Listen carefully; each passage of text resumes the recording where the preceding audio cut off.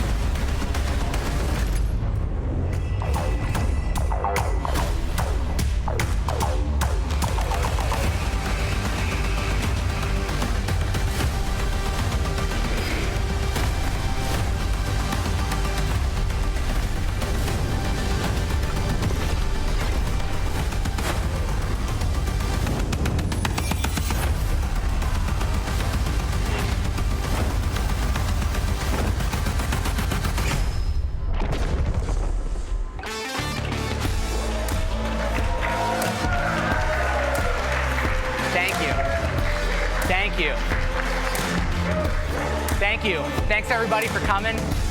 This is gonna be a wild show for you. We got tons of stuff to show you. You only saw a fraction in the keynote yesterday. We've got our team from Snapdragon Studios. We have our friends from Oppo that are gonna show you some cool stuff. You're gonna get hands-on. It's gonna be awesome. And as you can see, gaming is taking over the world.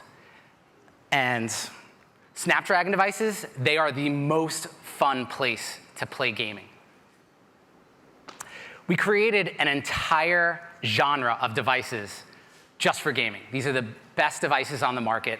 They have displays that show you 1 billion shades of color. They're ridiculously fast, so you get a lot of frames per second, so they're super smooth gaming.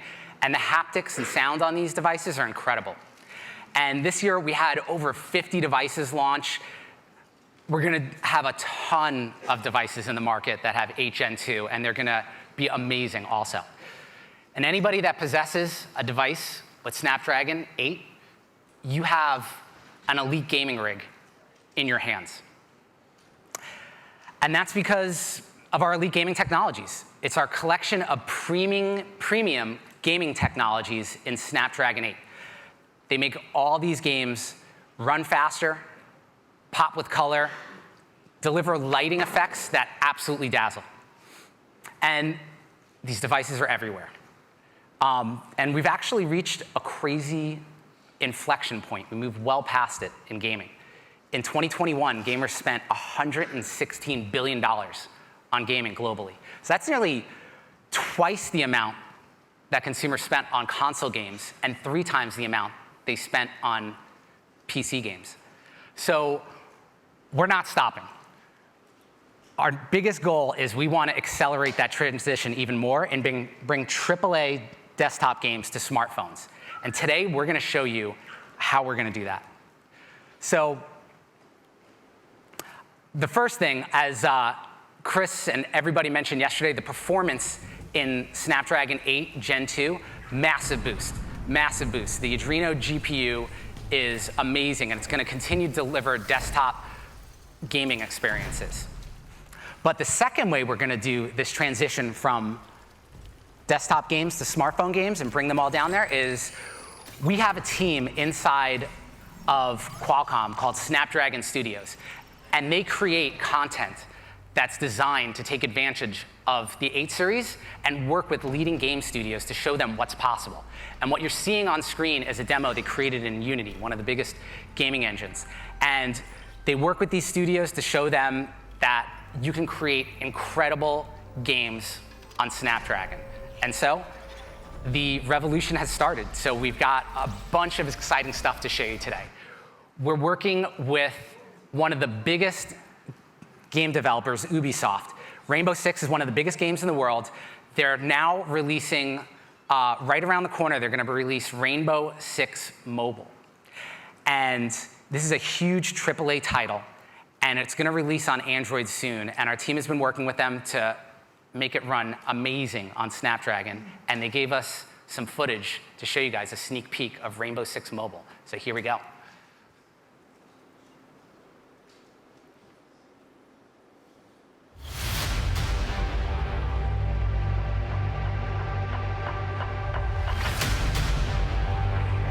It's a time for everything.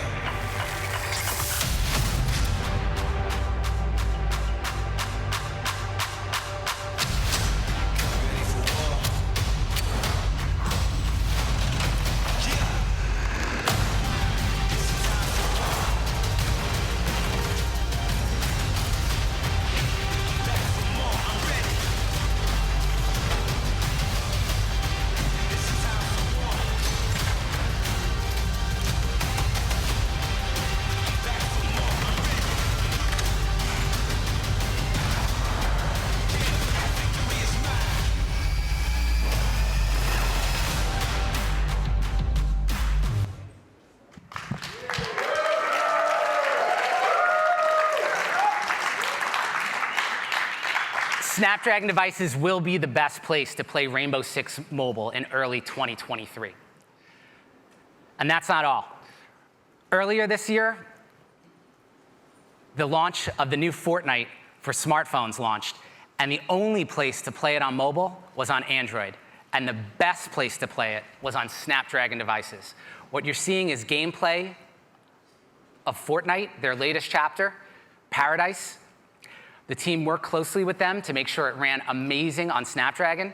And with the Elite Gaming technologies and Snapdragon 8, you get the most color, the most frames per second, amazing haptics, and amazing sound. And this was huge because this entire game was developed in the Unreal Engine 5. Last year, we announced that we were working with Unreal to make sure that we were going to bring Unreal 5 engine games to Snapdragon 8 Gen 1. We did it with Paradise. But we're not stopping there. The work continues. And thanks to all the work that the Snapdragon Studio teams is doing, there are now 30 games in development in the Unreal Engine 5. So coming to market soon, you'll be able to get even more of these incredible Unreal Engine 5 rendered games, and it's going to look amazing. But we're going to have the most mature and feature-complete version of Unreal 5 engine. One of the features that we're announcing today is support for the MetaHumans framework inside of the Unreal Engine. This is a brand new creator that allows developers to create photorealistic humans that have unlimited expressions, skin tones, hair, everything that makes someone and something real. We're bringing that to smartphones. So in your games on Snapdragon, you can have incredibly realistic looking people. It's going to be amazing. But we got a ton more to show you. And I'd like to bring up one of our team members who created that amazing demo and that has been working with the gaming studios and has a ton more to show you. Ladies and gentlemen, please give a big round of applause for Todd, Senior Director of Technology with Snapdragon Studios. Thank you, PJ. All right, hello, everyone. Thank you. So first today, we're going to start with Vulkan.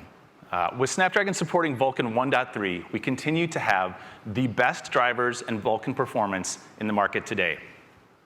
Not only will Vulkan 1.3 continue to improve performance further, but it will help accelerate the transition of those desktop games coming over to mobile. And one thing that's common with all these desktop games is they use post-processing effects like bloom, depth of field, and mobile, or bloom, depth of field, and motion blur to enhance the visual fidelity of the game. So today we're announcing a new Elite Gaming feature built into our GPU hardware called Game Post-Processing Accelerator. Our Game Post-Processing Accelerator enhances the performance of the low-level building blocks that are commonly used throughout all of these techniques, improving performance by up to 75%. Now, of course, it's on to one of my favorite features to talk about this year, hardware-accelerated ray tracing. Yesterday, we announced that Snapdragon 8 Gen 2 would support hardware-accelerated ray tracing, bringing this desktop feature over to mobile. Snapdragon will be the first globally available mobile platform with dedicated hardware to accelerate ray tracing. And really, hardware acceleration is one of the key pieces to bringing real-time ray tracing over to mobile. And there's three key components that our Adreno GPU hardware accelerates. First, the retrieval and decompression of ray tracing acceleration node structures. Second, the intersection of rays with the bounding boxes that those acceleration structures are composed of. And lastly, the intersection of rays with triangles, which are the fundamental building block of everything that you see in games today. You know, and when talking about ray tracing, performance quickly comes to mind, right? And so one of the most commonly used measures of ray tracing performance that you'll read about is rays per second. Unfortunately, this isn't a particularly good measure of ray tracing performance because a ray could intersect with one, hundreds, or no elements in the scene at all. So rather, we prefer to talk about intersections per second. And our latest Adreno GPU is capable of processing tens of billions of intersections per second, all at 5 watts or less in the palm of your hand. So what does that mean for mobile game rendering today? Well, let's take a look.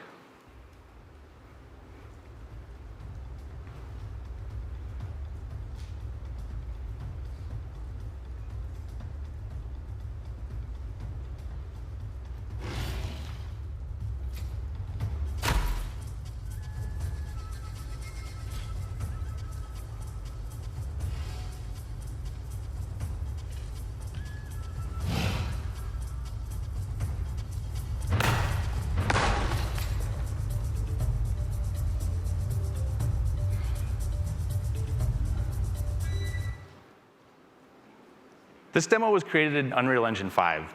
And of course, it's one thing to show you the video up there, but it's a completely other thing to show you that it's actually running live on a device over here on a Snapdragon 8 Gen 2.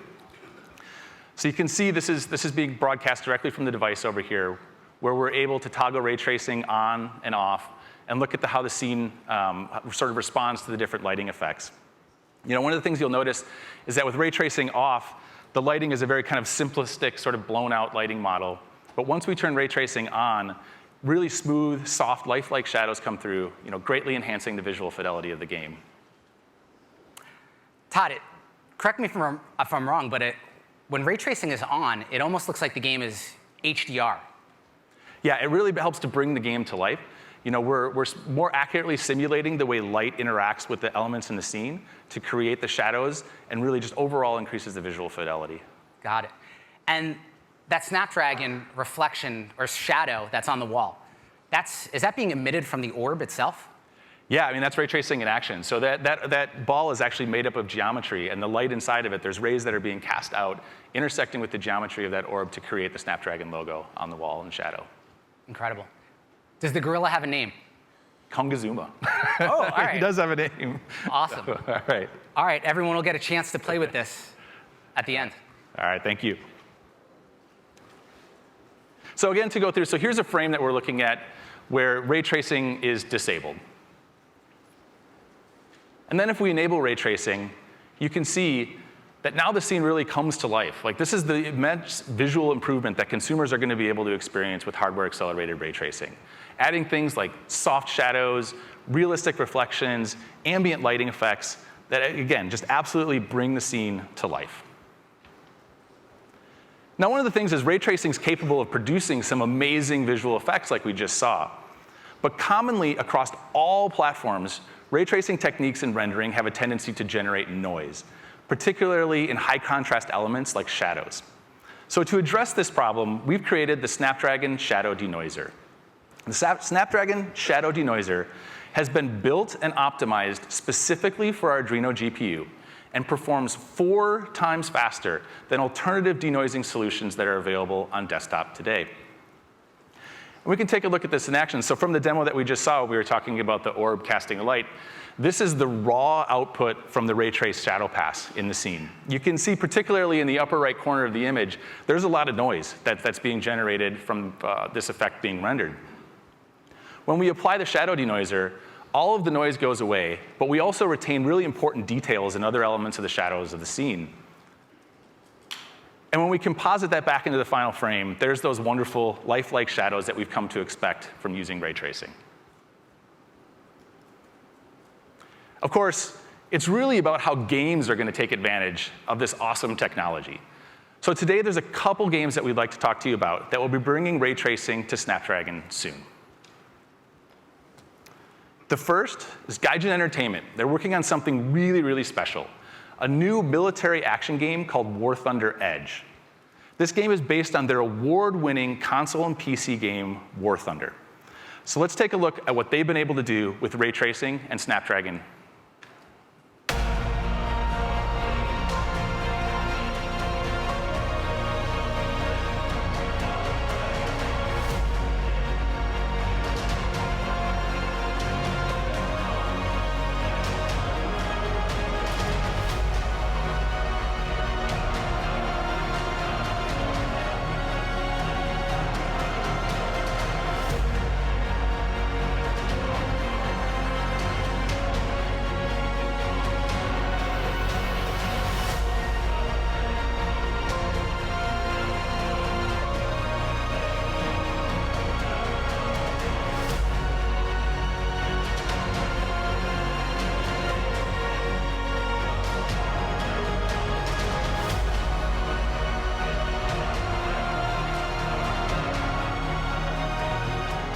Pretty amazing stuff. So as you've just seen, the team at Gaijin have been able to add support for hardware-accelerated ray tracing to their in-house Dagger engine. This enables those high-fidelity shadows and other illumination effects that you saw in the video. I can't wait to play this game, and the closed beta is coming soon. And importantly, War Thunder Edge will support ray tracing on Snapdragon 8 Gen 2 from day one. Another really amazing title that'll be taking advantage of ray tracing is Justice Mobile. Justice Mobile is an immersive, open fantasy game with realistic environments and amazing world of martial artist heroes and outlaws. Harnessing the performance of Snapdragon 8 Gen 2, Qualcomm and NetEase Thunderfire Studio collaborated to deliver realistic ray trace reflections, soft shadows, and other effects in the game. I think you'll be quite impressed.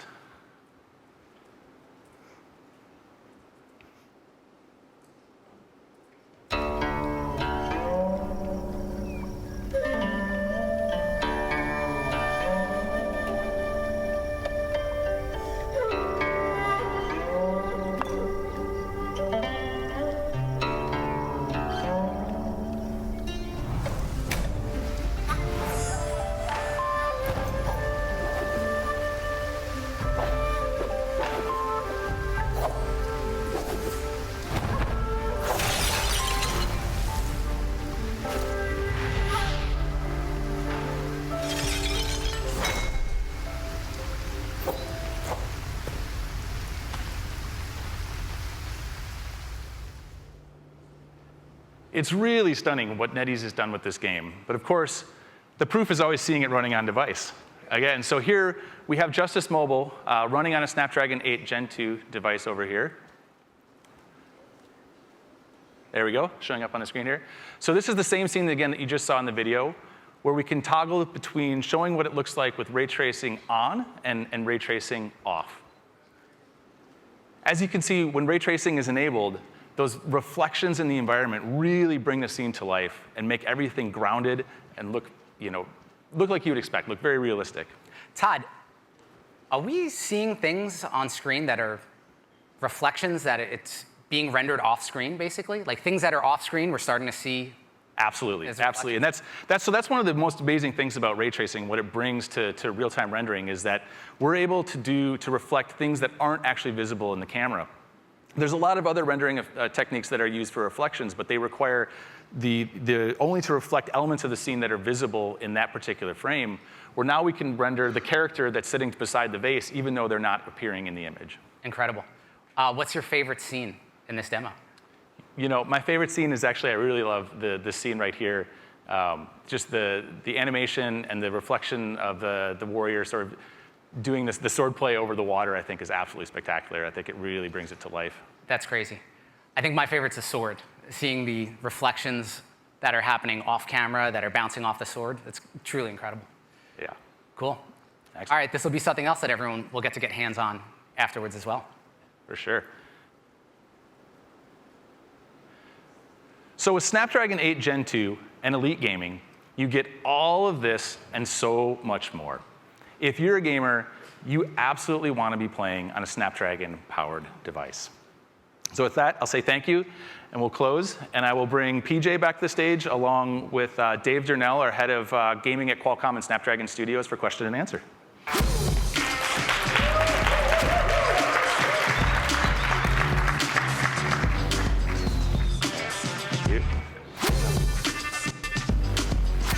Oh, we have Macy over here with the questions.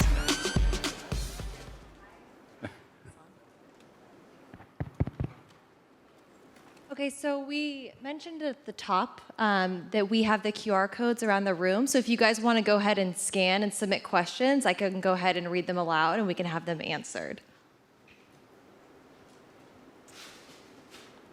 So in the interim, we also have devices all around the room. So after the Q&A, at each pod station, you'll be able to grab a device. You'll be able to try the Justice Mobile ray tracing demo. You'll be able to try the ray tracing demo built by the Snapdragon Studios team. And also, our friends from Oppo are here as well. And the video that they showed on stage yesterday, we have a real-time rendering demo of it here. And you can check out that game. It's pretty incredible. Awesome. Okay, we have our first question. So does Snapdragon 8 Gen 2 GPU have dedicated compute hardware to increase ray tracing performance and efficiency? Want me to take it? Yeah, go ahead. Yeah, so as I mentioned in the presentation, there is dedicated hardware in the Adreno GPU to hardware accelerate those three components. So the retrieval of the acceleration structure nodes, the intersection of the rays with boxes, and the intersection of rays with triangles. So that is dedicated hardware that's in the GPU. Great. Somebody says, take my money. So absolutely. not a question, but I feel That's for sentiment. Todd. We're going to put up my PayPal QR code also. Right. Just scan that and just send. Okay, the next real question. Activating ray tracing usually means a hit on performance. How is Qualcomm mitigating this? Yeah, so one really interesting thing about Elite Gaming over the years, and one thing that we've focused on is really sustained performance. And so we were the first to really bring games that could run at 90 FPS, 120 FPS, and even 144 FPS. And so most games today actually run at 90 FPS on our platform, no problem. And the reason why we did a lot of that work, and then to get sustained performance at higher frame rates, then the next thing we did with Snapdragon Elite Gaming is we brought over true 10-bit HDR, so you could game in a billion shades of a color. We added Adreno Fast Blend and all these other really cool high visual fidelity effects. And then we started to bring over desktop capabilities and features, and that was sort of the last phase of a Snapdragon Elite Gaming in terms of bringing desktop quality to mobile. And so now we're at a point with our hardware and our capability where we're seeing a lot of AAA games starting to move over to mobile. And because we can run games at 120 FPS today, when you turn on real-time hardware accelerated ray tracing on Snapdragon, especially on Snapdragon 8 Gen 2, you can run at a sustained performance around 60 FPS for a very long point of time with ray tracing enabled. And so all this work that we've done over the years with Snapdragon Elite Gaming is now enabled ray tracing possible, but also at high frame rates and at a sustained performance and a sustained performance and power envelope for a very long time. Great. Do developers need to do anything to their existing mobile games to implement ray tracing? Want me to take it? You can, yeah. Yeah, so there are, they do need to add, there's Vulkan APIs for enabling ray tracing, so they can take advantage of those particular Vulkan APIs and integrate them into, if they have their own game, their own renderer. Otherwise, there are game engines out there that will, that we work closely with to hope enable ray tracing on Snapdragon in the future directly with their engines. Yeah, and one big advantage with ray tracing and it being around is it already exists in the game engine, so in enabling it's a lot easier. And then with Jensen Entertainment, for example, you guys saw War Thunder Edge. It only took them a few days to actually implement real-time ray tracing on Snapdragon. So we see a low lift. We'll think it's a low barrier of entry for a lot of AAA developers. There's a high interest. There's more games coming. They'll be announced later when phones launch, and also next year that will support real-time ray tracing. Great. How is your implementation of mobile ray tracing different than desktop? You want to start? I'll finish. Yeah. So really, they're very similar, right? So the Vulkan APIs that are used to expose ray tracing are very similar to the APIs that are used on desktop. In fact, Vulkan, some of the APIs exist on desktop as well. So our graphics driver implements those APIs, and basically you can utilize ray tracing on mobile the same way that you would on desktop.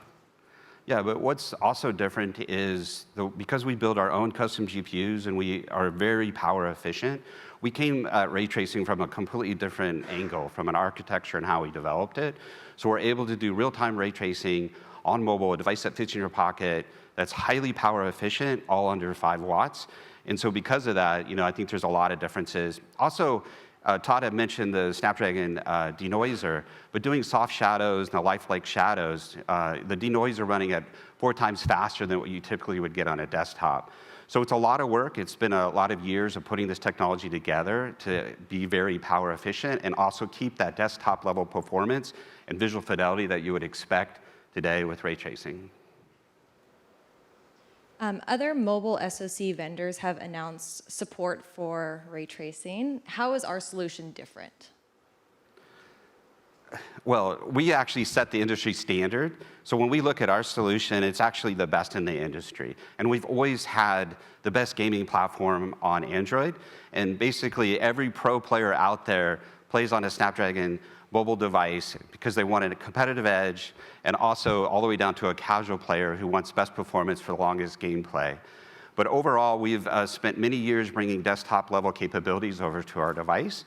And we've had a lot of first in the markets over the years, but over 20 years of mobile gaming innovation. So we really set the standard and the bar in terms of being very power efficient as well as very high-end performance with the highest visual fidelity on our platform compared to anyone else. How close is Snapdragon working with OEMs to bring these features to consumers' handsets? Yeah, so we're like best friends. We spend a lot of time with all of our partners, but we're working very closely with enabling this new technology, just like we do every year. And we're also working with all the top game studios in the world. So it's not just local per region. And we work with those publishers as well as giving them early access to devices so they can optimize and tune with adding real-time ray tracing, as well as the game post-processor accelerator and all these other features. And so we've been working with them for years. And then in this particular case, we're working very closely, and we've announced some of those partners here, where we're going to really enable the ecosystem to try to drive faster adoption with ray tracing on mobile. There's a lot of questions popping up about, we've kind of already addressed the power impact, but what about heat and battery life with ray tracing? Yeah, I'll take that one. Okay. But again, I think a lot of people look at ray tracing. Ray tracing is really a high-end visual effect, right? It's all about the visual experience. And that's what we're going for, is the highest in visual fidelity. And like I had mentioned before, over the years, we have gotten the platform to run at very high frame rates at a very sustained performance. And when you turn on real-time ray tracing and you run at 60 FPS, you can run for a very long time, sustained performance, and with very little impact at all in terms of power. And so that's really efficiency that we're talking about. So we don't really see much of a hit or a performance hit when we enable it, and it'll be sustainable, and it'll be able to even run at higher frame rates. Also, keep in mind that when ray tracing is being used, there's a couple different things that we had talked about. But a lot of people will use it to just accelerate soft shadows. You know, when you do hard shadows and you get all the rasterization to do that, you get a lot of artifacts. So you'll see games use ray tracing in a lot of different ways, and then on curved surfaces for reflections, like Todd had talked about. So they can leave it all the way on if they want, but I think what we'll typically see to start with is games will use it in different scenes to get that really high-end visual effect, and then they'll tune it over time based off the game, the gameplay, and where they are. But really think of ray tracing as a high-end visual fidelity feature. It's highly designed for performance and power efficiency as well, but that's how we'll see it being used in games. Yeah, I agree.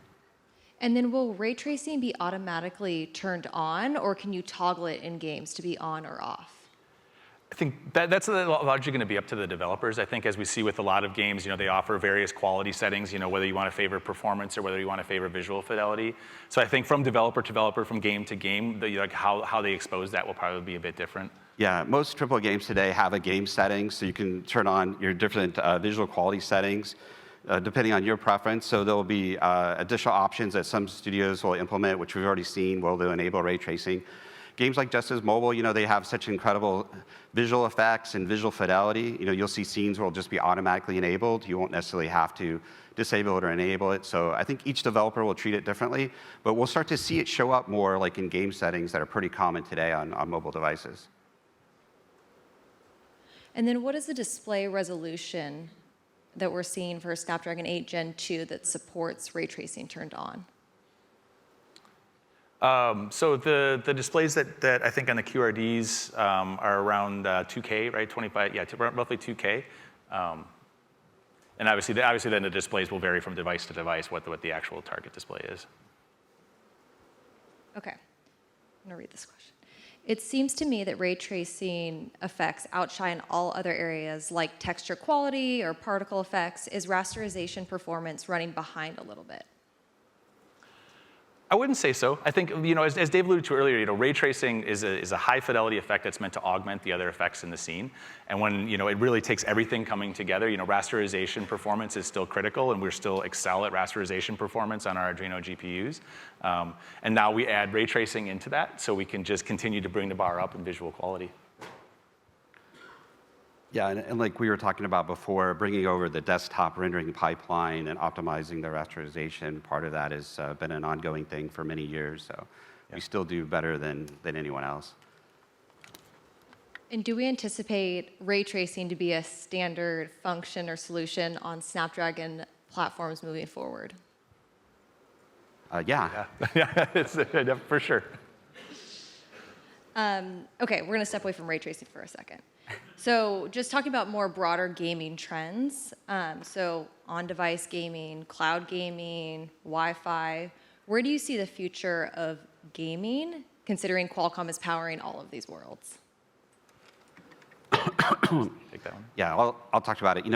Over the years, we've actually seen a lot of inflection points in mobile. So if you think about it, when we had like 90 FPS or 144 FPS gaming, and then bringing true 10-bit HDR, and now real-time ray tracing. A lot of people ask, okay, well, what's next on mobile? And if you look at what we showed, yesterday in Ziad's keynote, AI and accelerating AI in gaming is another big thing that we're looking at, and we demonstrated that. Where typically most games today, if you want to play online, they're all multiplayer, but sometimes your friends aren't available. You want to get in the game, and so you need someone to play with. And so these AIs are becoming incredibly sophisticated. It doesn't take a lot to train them, and they're getting better over time. So the idea is that we can hardware accelerate on our hardware the AI bots. And so what we showed was Air Derby Battle League is where we actually did a lot of training with the different planes, and they became so sophisticated in human-like behavior that we had to turn them down a little bit because when you played, they were so difficult. But we're now seeing that being adopted on mobile in a big way. And so we're able to hardware accelerate the inferencing and these AI models now using our NPU and AI hardware and AI engine. And so we see that as like a big thing that we're focusing on, but it's another big trend that we see coming in the mobile gaming industry for sure, which will be more AI in gaming. Okay, I think we're gonna wrap it there because everybody is eager to get their hands on the games. If you guys have any further questions, feel free to come up to myself or the spokespeople. We do have all the gaming demos in the gaming lounge or the media lounge a couple doors over, open until 5:30 this evening. So feel free to check out the demos in this room, and we look forward to seeing you guys at the keynote. Thank you. Thank you all. Thanks, everybody. Thank you.